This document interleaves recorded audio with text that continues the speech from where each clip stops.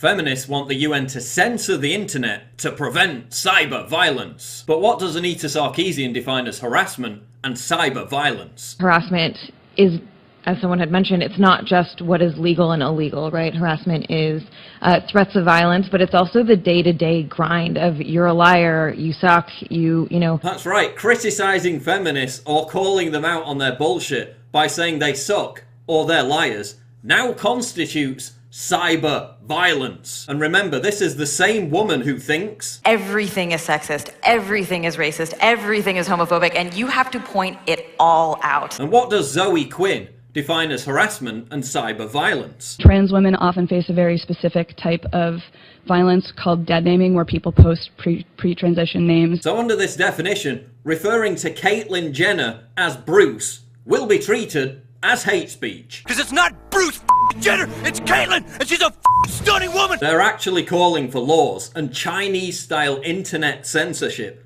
to shut down anyone who hurts their feelings by disagreeing with them on the internet.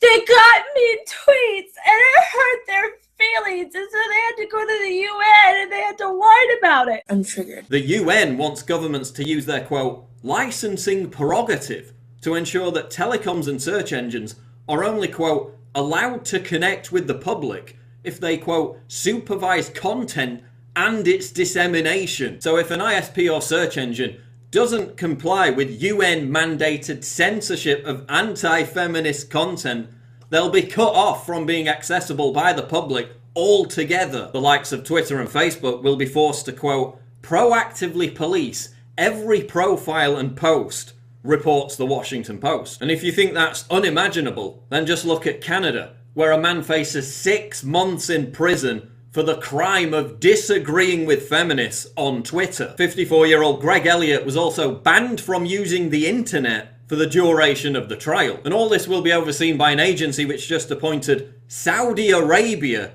to head a key UN human rights panel, the country that is about to crucify a 17-year-old for taking part in an anti-government protest. But of course, these new rules won't apply to feminists. They'll still be free to call for the genocide of men or putting us all in concentration camps, while making bomb threats against weight loss companies and Gamergate meetups. So feminists will be free to continue to make death threats against anyone who doesn't embrace their radical ideology, but don't you dare tell Anita Sarkeesian that she sucks, or the UN thought police will be knocking at your door. Everything is sexist, everything is racist, everything is homophobic. Everything is sexist.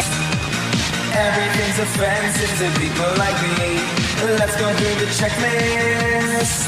It's all misogyny.